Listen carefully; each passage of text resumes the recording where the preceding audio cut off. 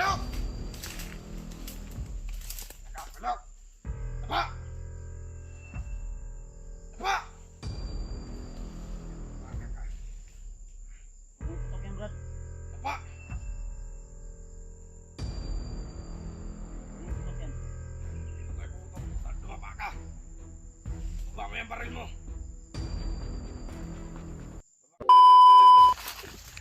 Usap mga tol. Welcome back ulit sa ating YouTube channel mga tol. Tuloy tayo sa ating paglalakbay. So medyo malayo-layo na rin yung narating natin tol. At sobrang uhaw na. May nakita tayong ilog dito pero walang tubig mga tol. Siguro dahil ito sa sobrang init ng panahon. Pero may tao sana.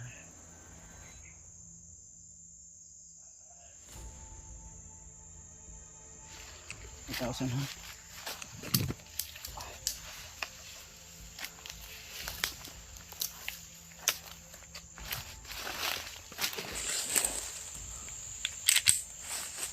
Buti na lang nakakuha tayo ng bala kanina. Yung mga tauhan ni Commander Bangkel. So siya nga pala mga tol,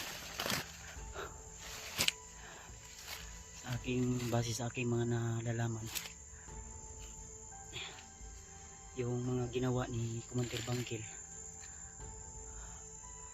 na hindi pagkuha kay EJ sa kamay ng mga kidnapper o yung mga bandido, iwan ko kung bandido ba yun, siguro mga tulisan o kidnappers, ibang grupo siguro yun mga tol. Dahil nakita ko rin sa video ni EJ na may tinatawag sila na boss, kaya sa akin lang baka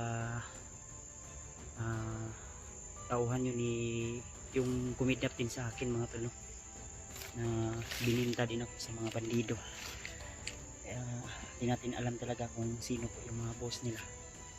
Siguro yung na-encounter natin nung doon tayo sa area nila sa Mount Badyang, siguro yun yung napadukot na naman sa atin si hindi yun yung nag-utos na naman para dukutin si EJ. So baka si Commander Badang o si Boss Badang yung nag-utos, din may pabuya kasi base sa aking nalalaman sa mga naririnig ko sa usapan nila na yung mga bandido ay hindi papayag na hindi sila bayaran ng 50k o 100k yung gusto nilang kukunin si EJ, pero hindi nila ibibigay ng 50k. 10k lang yung ibibigay ni Commander Bangkel. Kaya ang nangyari sa narinig ko mga tol, base sa aking mga narinig, si Commander Ray ngayon ang ginawang anong tawag to, so yung kasalanan ni Commander Bangkel mga tol na ginawa dahil sa hindi pagsunod sa utos ni Commander Bagnot, ang nagiging agrebyado ngayon ay si Commander Ray na yung napaniginipan ni Rimat na na-hypnotize lang. Ang ginawa ni Commander Bangkel na kasalanan ngayon ay yung pag-ubos sa pera na kailangan talaga na makuha si EJ kapalit sa pera. So ang nangyari ay inubos ni Commander Bangkel, ininom, ginasto. Yan ang nangyari. Ang nangyari kay Commander Ray, baka siya yung pagalitan ni Commander Bagnot dahil sa kapalpakan na naman. Hindi natin alam kung ano yung gagawin, pero base sa narinig ko, ang sabi ni Commander Ray na baka siya daw yung maipit at yung kanyang pamilya mismo ay kukunin doon sa baba sa patag mga tol. Kaya delikado yung sitwasyon sa mag-ina ni Commander Ray ngayon, at lalo na nakita rin natin sa video, nakita nyo rin sa video tol, nakita din natin sa actual na si Commander Ray ngayon ay hawak ni Commander Bangkel, na ang sabi binaliktad ni Commander Bangkil ang nangyari mga tol. Parang ginasto ni Commander Ray yung pera na 50k. So kumbaga yung kasalanan na ginawa ni Commander Bangkil parang binaliktad niya na si Commander Ray yung gumamit sa pera para igasto para hindi makuha yung bihag. Pero ang totoo si Commander Bangkil po yung gumamit sa pera na ngayon ay yun po yung nangyari. Nagkainitan sila, nagkainkwentruhan hanggang sa nagalit si Commander Bangkil. Pinahuli niya sa mga tauhan kasi maraming tauhan si Commander Bangkil doon. Pinahuli niya sa mga tauhan niya na dalhin ni Commander Bangkil si Ray doon sa kay Commander Bagnot. Hindi ko alam kung ano yung gagawin, baka parusahan o sasabihin ni Commander Bangkil doon sa kay Commander Bagnot dahil kumpare niya yun. Sasabihin niya na si Commander Ray yung inabutan ni Bangkil ng pera. Siguro hindi natin alam tol kasi hindi naman natin sila nakikita talaga. So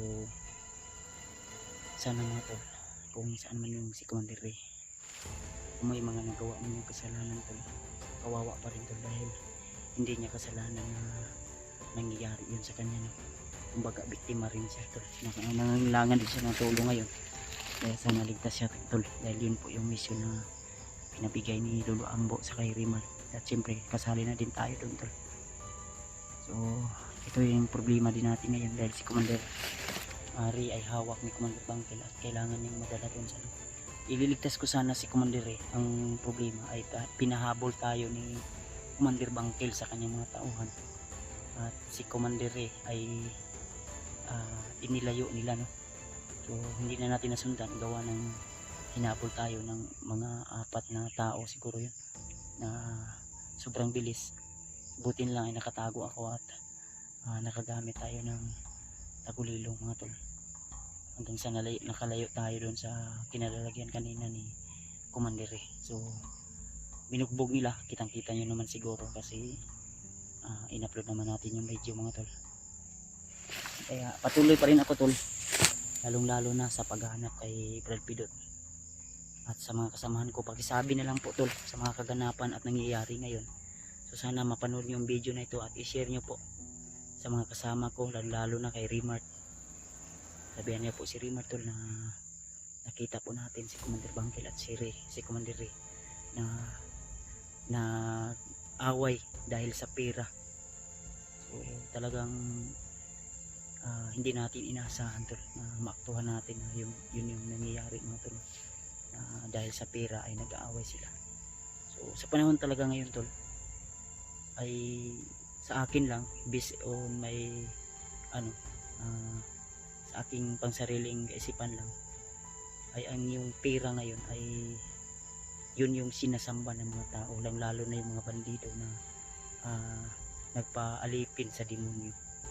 Kasi yung pera mga tol, kung gagamitin mo yan sa kasamaan ay talagang kahit ano yung gusto mong gawin ay mabibili mo talaga o makukuha mo talaga gamit yung pera.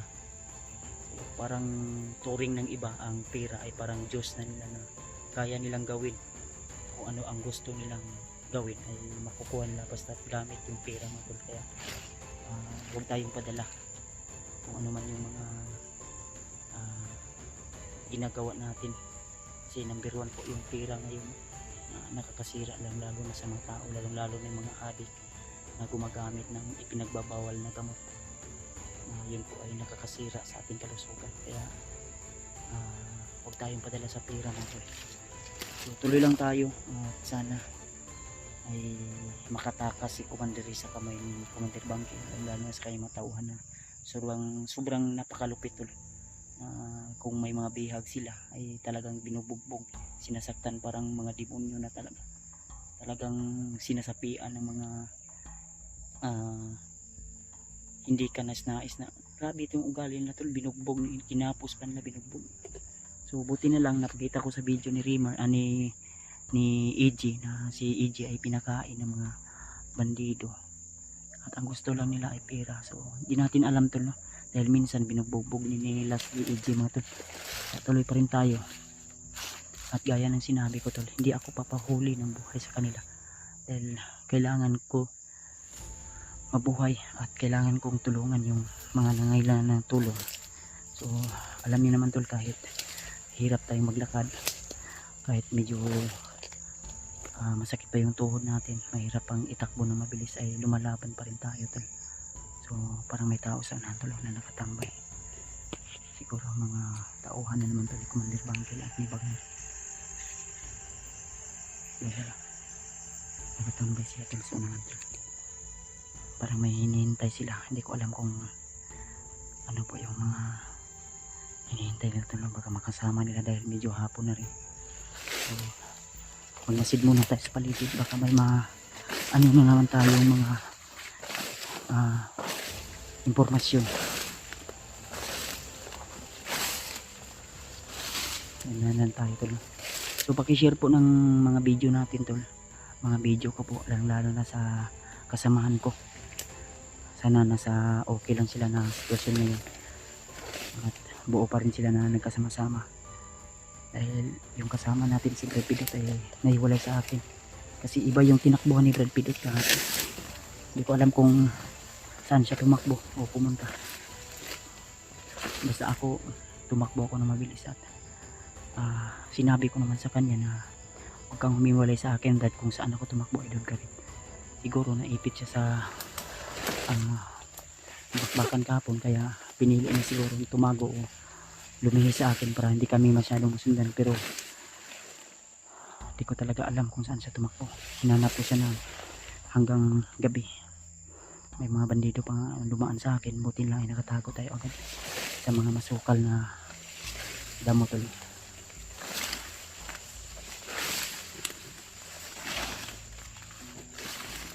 May tao sa unahan tol.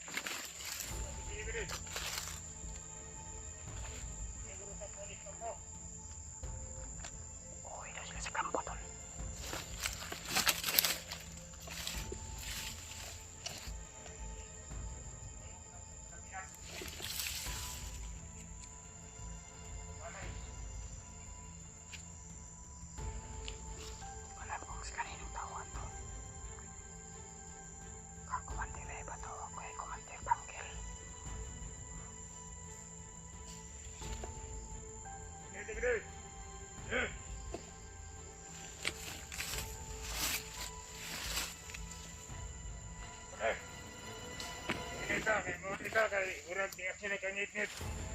Uli ka sa kampo. Siya kaya abot na ito si Mandan.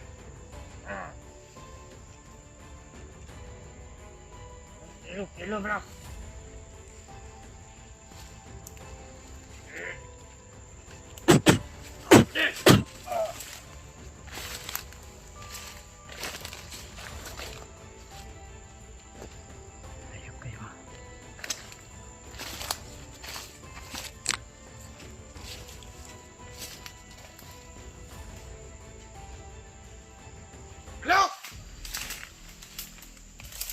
Hello!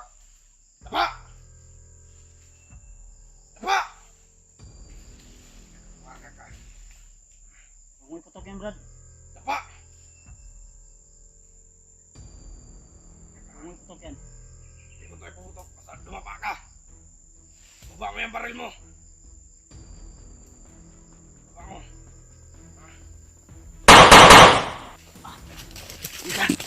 Ayop ka. Paa ka ha.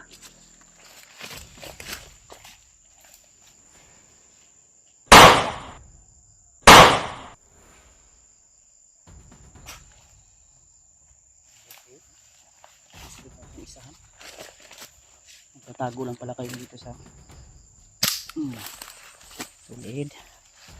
Ito isa, naimatay ito.